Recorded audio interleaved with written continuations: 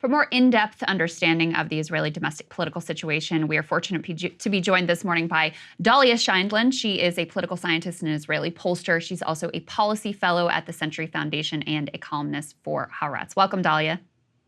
Thank you for having me. I'd like to also just put in there that I have a new book out called The Crooked Timber of Democracy in Israel, Promise Unfulfilled. Awesome. Oh, fantastic. We'll have a link in the description. Absolutely. Thank you for letting us know about that. So first of all, let's put this up on the screen. You were recently interviewed by Isaac Chotiner in The New Yorker. The headline here is What October 7th Did and Didn't Change About Israeli Politics. And I'd love for you to start with an assessment of how people feel about Prime Minister Benjamin Netanyahu. We all know he's tremendously unpopular, that huge majorities want him gone, either not now or after the war is concluded. But give us a little bit of depth on the nature of the critique of him. What are people really frustrated with, and how much has that shifted since October 7th? Yeah, I think the first thing you have to understand is that attitudes towards Prime Minister Netanyahu have shifted since November 1st, 2022. In other words, he was already doing poorly. His government was doing poorly. His coalition partners and other ministers, because of the government's plans to overhaul the Israeli judiciary and essentially eviscerate the independence of the Israeli judiciary. And there was an enormous backlash all year. I'm sure people know that there were protests every single week, and already the ratings had been dropping.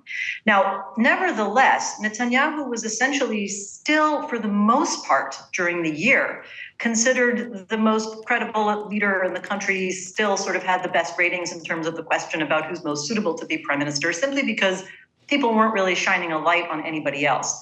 But after October 7th, I think it was a final straw for many people in Israel, including a great number of the people who had voted for the parties of the current coalition and for Netanyahu's party back in November. And what we saw is over 40%, close to half, but let's say over 40% of people who voted for Likud, who are longtime Likud voters and quite devoted to Mr. Netanyahu, felt like this was a breach that they simply could not overcome, in the sense of, the state had failed to protect its own citizens. Those people who were still voting for Netanyahu had forgiven an awful lot, including three active corruption cases. And this government that had been doing things that they absolutely don't like. And they had stuck with Netanyahu. But the idea that the state was unable to protect its citizens, the fact that the state seemed to have been unable to follow the intelligence, to correctly assess what was going on, led to much deeper questions about the competence of the government overall in a much longer term sense. And remember, Netanyahu has been prime minister almost consecutively since 2009, with just about a year and a half break. And so for many people, that was a final straw. His ratings have plunged. His government's ratings have plunged. His party ratings have plunged. The question of trust in government has plunged. But I would be cautious about assuming that that means people are moving away from the broader political ideology of the right wing, and that's something we can discuss. Yes, I think it's very important, and actually something I took away from your interview. But I also want to dig into something you flagged. Just because he's very unpopular and most people think he should go, they don't think that he should go right now. Can you tell us about how people are reconciling that? They're like, well, as long as the war is in place, we should have him there, even though we don't think that he's fit to hold office. Yeah, well, keep in mind that by most surveys we have testing this question, the total number of people who want him to go either now in the middle of the war or after the war is between 70 and 75%. It's a huge majority. That's the first thing to keep in mind. No incumbent wants to see that kind of number. And I would, in most of the surveys that we have, about a quarter of the respondents would like him to go right now, which is a minority, but it's not nothing in the middle of wartime. And I think that the overriding sentiment honestly isn't that hard to explain. People were absolutely shocked by what happened on October 7th. It was something that Israelis not only couldn't have predicted, they couldn't have even imagined it. With maybe the small exception of a very few people who were monitoring those border outposts, in army intelligence and Israeli intelligence services, but who weren't taken seriously enough. But the vast majority of the population couldn't even conceive of something like this. So that you have to realize the shock of uncertainty and instability was added to, of course, the national trauma of so many people being killed, slaughtered, atrocities, kidnapped, et cetera, and then immediately launching into war. And I think that at a time like that, it makes sense that people don't immediately want to go into something like an election cycle or a major government shakeup, especially because it's not clear. Even if you avoided elections and simply had a coalition shakeup and re-established a new coalition with a different leader, or somehow the Likud were to decide that Netanyahu's out, that leads to tremendous instability. And I think most people couldn't really conceive of that, with the exception, as I said, of about a quarter of the population who believe that every day he's still in power actively either endangers the war effort and really diminishes the country's prospect for getting through it. And they feel like he really is a danger as long as he's in power despite the war. But yes, more than about close to twice as many would prefer that he leave after the war effort is over. I would also point out that there's a problem with that because there's no clear end date for this war. The kinds of goals and aims that the government has set, for the most part, other than bringing the hostages back, which is at least objective, the idea that Hamas can be destroyed militarily and as a governing power is not something that's very easily measurable, or at least the government has not explained how it plans to measure that. And so when people say we want him gone when the war is over, that is a pretty amorphous future aim. So, Dahlia, one of the things that October 7th represented was the stunning failure of the Netanyahu Doctrine. The idea that you could sort of maintain this brutal status quo for Palestinians, that you could thwart the establishment of any sort of Palestinian state or any sort of just and lasting peace, and that he could, quote unquote, control the height of the flames. So how are Israelis processing the failure of that doctrine? Does it lead them more in the direction of questioning that maintenance of the brutal status quo, and more in the direction of, hey, maybe we need to, after this is over, try to figure out some sort of a lasting and just peace? Or does it lead in the opposite direction of, no, we need to do the security state harder. We need more machine guns mounted at the border. We need a more right-wing and militaristic leader in charge here? Well, this is exactly, the most complicated question that I think those Israelis who believe that there should be some sort of a negotiated political resolution are struggling with to figure out. And I think the reason is that Israelis right now are focused very much on the short term and the immediate aim of dealing with the war and just coping day to day. I mean, I don't want to get into the comparison because what Gazans are coping with day to day is intolerable. But from the Israeli experience, people are dealing with what they know about, which is, 200,000 people who've been evacuated and who are displaced, sirens and rockets falling all over the country, from the center to the south and also in the north. So people are thinking very short term about immediate dilemmas. Should there be a ceasefire in exchange for hostage release, or immediate dilemmas like that? And I think that the question of the long term, do people analyze Netanyahu's doctrine as a policy? Right now, they're thinking very immediately about his failures, about how many feel like he's betrayed, the country's security, as I mentioned before. But I have to say that with all the polls that have been done, and there have been at least 25 polls that I know about, it's very hard to get at this longer term sense of whether Israelis are analyzing his, policy as a doctrine. There have been lots of articles about it. Of course, there was a major one in the New York Times yesterday exposing in great detail the decisions made over the course of the last decade to supply Hamas with lots of money through Qatar. And that's being widely covered in the Israeli press. But ultimately, Israelis knew about it anyway, even before the New York Times expose, which was excellent. But they knew about it. And I think that they're just not quite at the level of analyzing the specific policy. Having said that, I am keeping a very close eye on what I would have expected to happen, which is that over time, over a few months to maybe the next year, Israelis are likely to become more hardline. And I say that based on how Israelis have responded over the course of, half a year to a number of years, following other phases of wars and escalations, particularly when they involve major violence against Israeli civilians. When that happens, Israelis tend to self-identify more as right-wing, which is a very clear statement of the kinds of positions they espouse, supporting more militarist solutions, opposing concessions as Israelis see concessions, and more than anything, voting for right-wing parties who will not make concessions or undertake, political negotiation towards a two-state solution. So I think we have to understand that when people say they're right-wing, it involves the policies they support, and very clearly predicts which kinds of parties they will elect in the next elections. The last thing I'll say about where Israelis are going, where I expected them to go and where they so far show that they're going, which everything must be taken with a grain of salt. But for the most part, in every single survey we see, the parties that are benefiting from the loss of trust in the government and the coalition parties is a sort of right-wing but considered centrist, pragmatic right-wing party headed by former Chief of Staff Benny Gans, who has joined the war coalition, which is interesting primarily in that the votes, that we don't see people flocking to the further right, ultra-nationalist, extremist, theocratic Jewish supremacist parties represented called religious Zionism or Jewish power. And it's interesting because those were the parties that had a kind of surprisingly good result in the November elections, but they have not been doing particularly well. We're seeing all of the runoff votes going to what Israelis view as a more moderate right-wing party.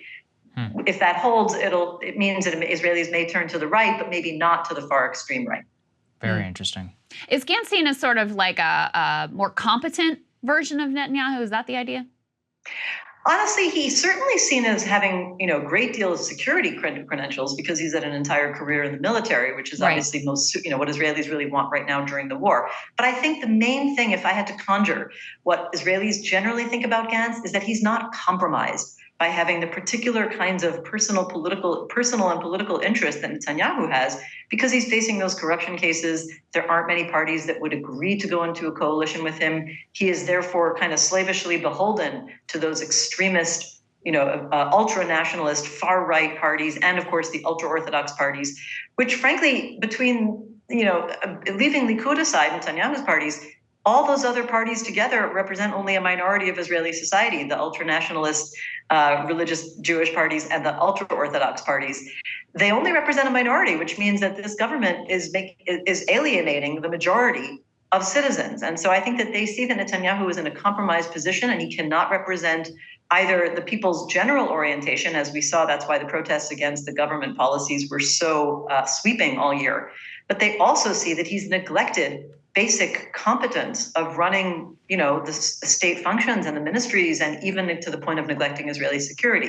And I don't think they see Gans as being compromised in a way that would lead to those failures, even though I have to say that Gans is seen as kind of a blank slate. Nobody really knows what he stands for other than day-to-day pragmatic, management. He's not a visionary. Dahlia, I know that you said that many Israelis are just focused on kind of like the day-to-day, getting through whatever is next, and will think more about the long-term in the future. But, the Netanyahu government has very much rejected the Biden administration's ideas for what Gaza could look like after this war is concluded. They've floated the Palestinian Authority. Netanyahu says that's completely off the table. They have floated plans that they, seem to prefer of pushing all or many of the Palestinians out of the Gaza Strip into Egypt and other surrounding countries. What is your sense of what the Israeli people actually want? I mean, what is the interest in any sort of a resolution? Is to go back to the status quo? Is it to, quote, thin out the population, as Netanyahu has asked one of his top aides to come up with plans for? What do they actually envision for the future? That's a very tough question. I have to tell you that all the survey research I had done up until October 7th showed that already Israelis, were deeply despairing of anything like a negotiated two-state solution. That was, by the way, a mirror image on the Palestinian side, because I do conduct joint Israeli-Palestinian research. And both sides showed only a minority, about 35%, roughly 35 to 40%, who supported a negotiated two-state solution before October 7th. Now, interestingly, after October 7th, the numbers have declined, but not a huge amount. The lowest I've seen was about 29%, but I've also seen surveys showing about 35%. So it still seems like that is a solution that is more credible than any other solution, certainly in terms of other options for, democratic-based negotiated political frameworks for resolution. There's nothing else that comes close, but that, is only a minority. It doesn't bode well for the future. And I think that Israelis are having a very hard time envisioning, partly because they're not getting leadership on the issue. The Israeli government has not proposed, not since October 7th, but frankly not before October 7th, for a very long time, for at least a decade, since the last serious negotiations under Secretary of State John Kerry in 2013-14. For about a decade, Israelis have not even heard their leaders talk about something like a diplomatic resolution to the Israeli-Palestinian conflict. Now, I don't really think it's fair to say that all of Israel wants to expel all Palestinians, but let's face it, Israelis are feeling very emotional right now, extremely traumatized and angry. I don't want to, pretend that those sentiments don't exist. I will say we all know the document that was circulated is in a not very, almost a sham ministry, but I don't want to understate the value of that, the importance of that either, because if people in the government are talking about those kinds of plans, and we see what's going on the ground with Palestinians being systematically dislocated from, major parts of Gaza, especially Gaza City being practically destroyed, uninhabitable. It won't be inhabitable for years to come. We're seeing, herding together the Palestinian population in the south and conditions that are frankly unlivable at this moment. Yeah. It very much looks like there are forces that maybe don't want to say it explicitly, but that they hope lots of Gazans would leave. And I think that, I have to acknowledge that I'm sure that that sentiment does exist in Israeli society. We've seen it in earlier years as well in survey research. Yes. But I'd like to hope that if there's a pragmatic leadership, that they would start leading rather than only following a public that is feeling, really not at its finest moment, understandably, but that leadership would say these are not things that any, country should be considering, expelling the population, nor assuming that you can in any way control Palestinians militarily forever. I think the only possible approach that is both morally, legally, and politically correct is to achieve a negotiated political resolution of some sort. But I have to say that for those of us who've been working on that issue for so many years, let's say I think I've reached up to decades at this point, it looks frankly more hopeless than ever. That doesn't mean we'll stop trying, but it is a very hard sell in Israel right now. I have to admit that. Dahlia, I have one last question for you, which is I saw a poll come out of Israeli Jews, and 58%, I believe, was the number who felt that the IDF wasn't doing enough, wasn't aggressive enough in terms of their bombing campaign in Gaza and the ground invasion. Of course, we're watching the images here. We've seen the thousands of children killed, as you said, Gaza City rendered uninhabitable, et cetera, 1.8 million Gazans displaced. And it was only, I believe, 1.8% of Israeli Jews who felt the IDF had gone too far in this campaign. I wonder if you can help us make sense of that. Are Israelis seeing the images coming out? Are they aware of the mass civilian death toll, which, is at least 60% civilians and probably much higher? Just help us understand this. Yeah, I think that, first of all, I'm not going to try to excuse it. I just think that if we're going to try to explain it, to some extent, Israelis aren't confronted with the visuals as much as anybody, for example, watching Al Jazeera would be. Even watching Al Jazeera English, which I often do, gives you a much, much more up close, sense of exactly how vast the devastation is and how apocalyptic it is. And most Israelis are watching Israeli news. So they're not getting quite the same level of visual imagery. But having said that, my personal theory, and I don't really have survey data on this, is that Israelis do essentially know at a bigger level. You really can't avoid the broad contours of what's happening and the information in this day and age. People are on social media, and even it's not like the Israeli media is exactly hiding it either. Of course, there's much more focus on the Israeli experience. So I think that when I hear that kind of thing, they're not, they're not as emotionally or viscerally connected to the level of and scope of devastation in Gaza. Even if they know the numbers, they don't feel it and see it, in their bones when they encounter the news media. And I think the other aspect, if I had to this is quite speculation, but I think that there may be a sense that the more, the tougher Israel is right now and the more aggressive the campaign is, the faster this will come to an end. Now, I'm not pretending that, again, let's not pretty any of this up. The Israeli public is feeling aggressive right now, but I also think that people are really devastated living through this war. I mean, the country feels very much on, partly shut down. Everybody's depressed and running into shelters all the time. And I think that from the Israeli perspective, nobody really wants this to go on. People often don't even want to ask each other how they're doing because they're afraid to get the answer of how terrible everybody feels. And everybody's losing people all the time. So I think that part of it is, there's certainly elements of, fury and vengeance. There's also elements of there's nothing else Israel can do because, again, the Israeli public hasn't been told to think about diplomatic options in a very long time. And a sense that maybe if we just, if Israel just goes in very aggressively and hard, that it eventually will, achieve that aim of destroying Hamas's governing and military power and bring this to an end.